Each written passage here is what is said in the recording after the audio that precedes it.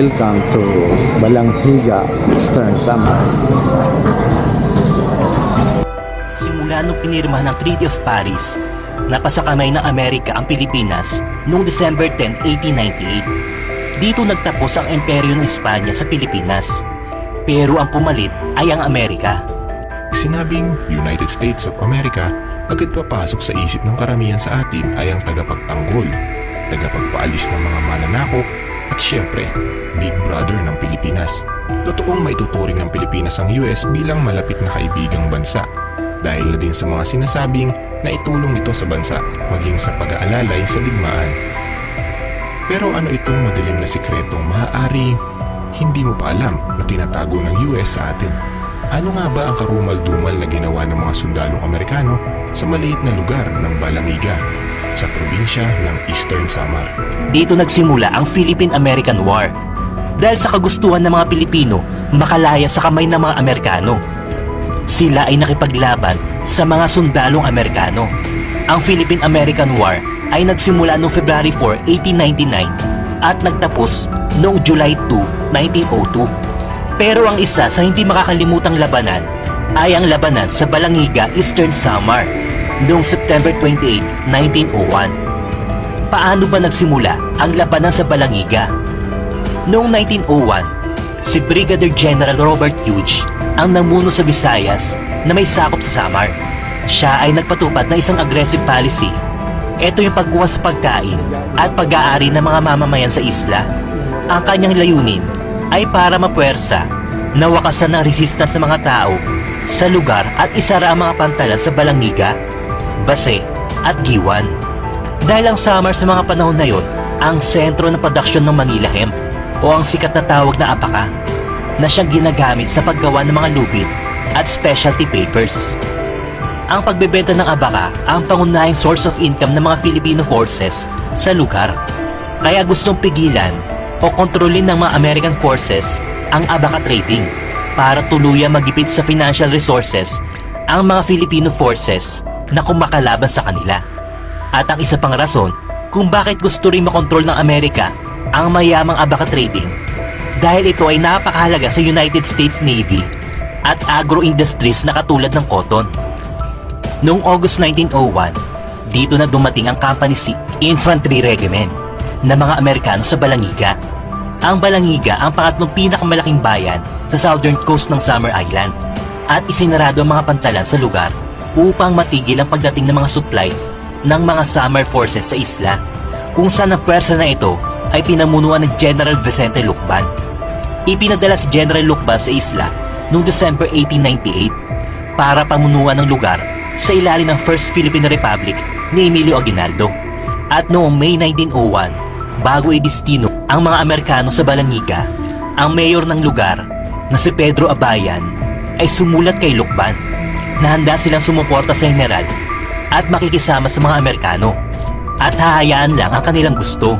Pero kung may makita sila na magandang pagkakataon na labanan ang mga Amerikano, dito na sila susugod sa mga ito para lumaban. Noong una, naging maganda ang relasyon ng mga Amerikano at mga lokal sa lugar sa unang mga buwan na kanilang pananatili sa bayan. Katunayan nito, palagi pang nakikipag-inuman ng tuba ang mga Amerikano at nakikipaglaro pa ng baseball. Pinakitaan din ng mga taga-Samar kung gaano sila kagaling sa arnis at kalisilat. Pero ang magandang relasyon ng una ay napalitan ng tensyon. Isa na dito ay dahil kay Captain Thomas Connell, ang commanding officer ng American unit sa Balanghiga. Dahil inutos nito sa lahat ng tao sa lugar na linisin ang buong bayan dahil bibisita ang US Army Inspector General. Kaya naglinis naman ang mga taga-Balanghiga. Pinagpuputol nila ang mga damo, mga punong kahoy, at hindi sinadyang putulin ang mga gulay, mga saging at mga kamote.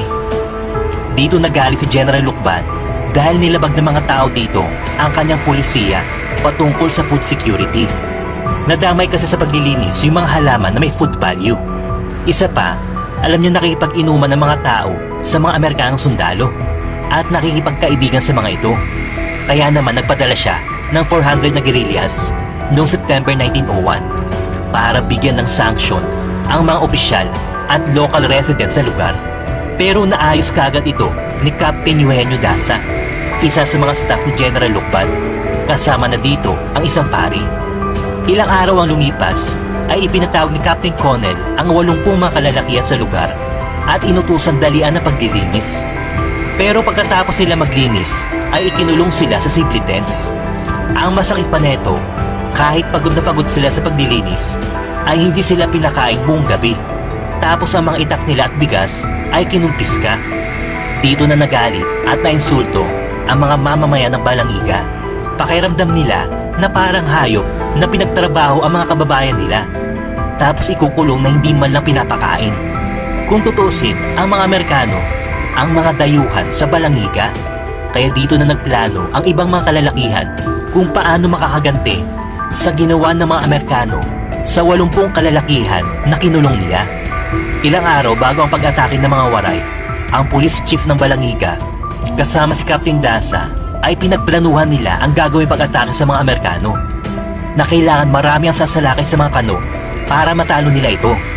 Sabi nga nila, strength in numbers. Dahil alam nila may mga malalakas na armas ang mga Amerikano na siya advantage ng mga kalaban. Kaya ang plano nila, ang gagawin nila ay surprise attack sa mga kano. Aatake sila sa oras na hindi alam ng mga kalaban. Nag-disguise ang police chief at si Captain Dasa kasama ang mga tao nila para magpanggap ng workforce na siyang maghahanda sa piyesa ng bayan. Tamang-tama dahil kailangan ni Captain Connell ng dagdag na manpower para mapadali ang paghahanda sa pagbisita ng kanyang superior. Sinama ng police chief ang mga tax evaders para mas dumami sila at nagdala din sila ng maraming tuba para masigurado na malalasing ang mga sundalong Amerikano sa araw ng fiesta.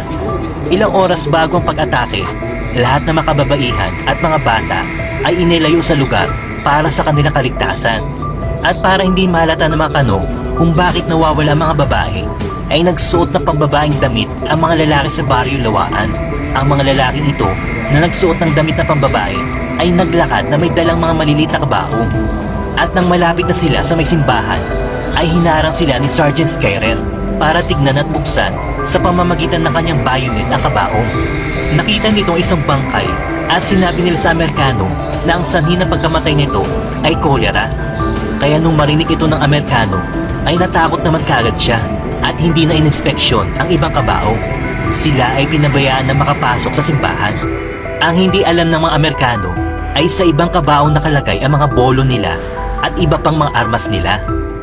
Alas 6:30 ng umaga ng September 1901, habang nagsusupervise ang police chief sa mga tao nagtatrabaho sa plaza, ay bigla niyang inagaw ang rifle ni Private Adolph Gamlin, isa sa mga sundalong Amerikano, at sinapak niya ang kano sa mukha na siyang signal sa pag-atake nila.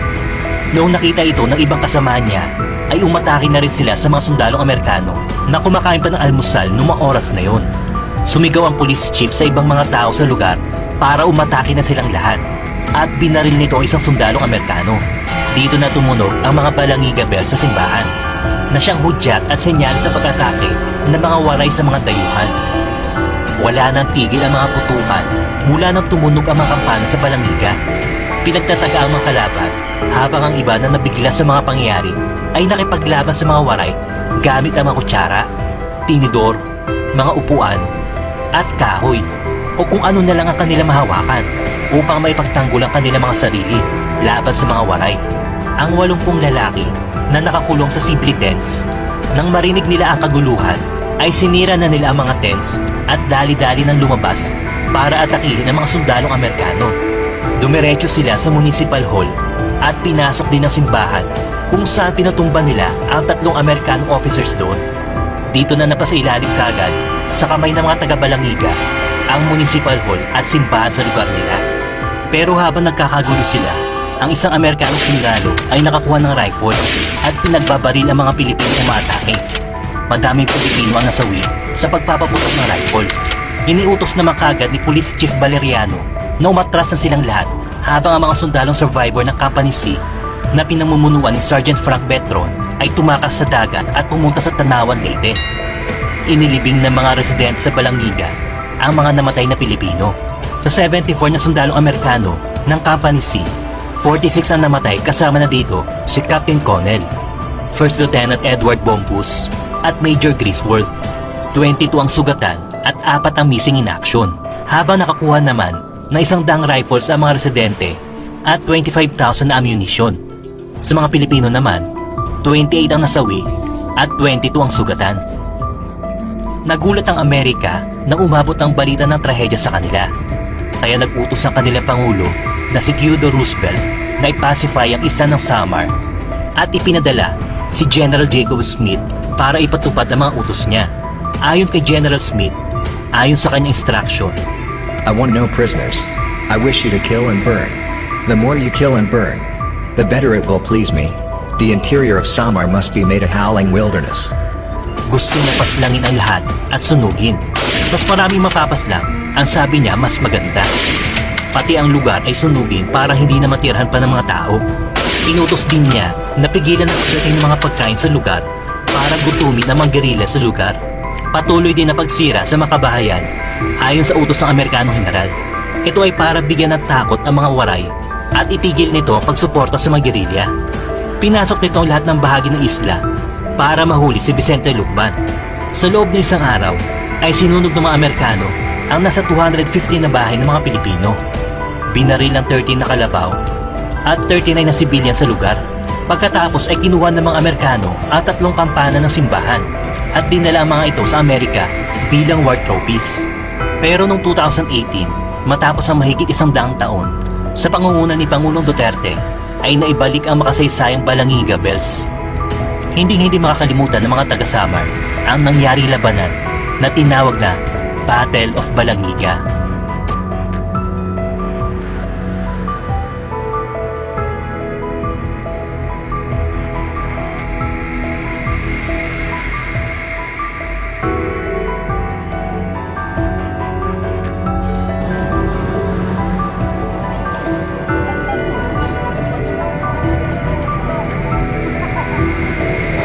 Paano mga kalagan? Hanggang dito na lang at huwag kalimutan mag-like and subscribe sa YouTube channel ko, Laagan 2021, at huwag kalimutan pindutin ang bell button para update kayo sa aking bagong video. Salamat at mabuhay!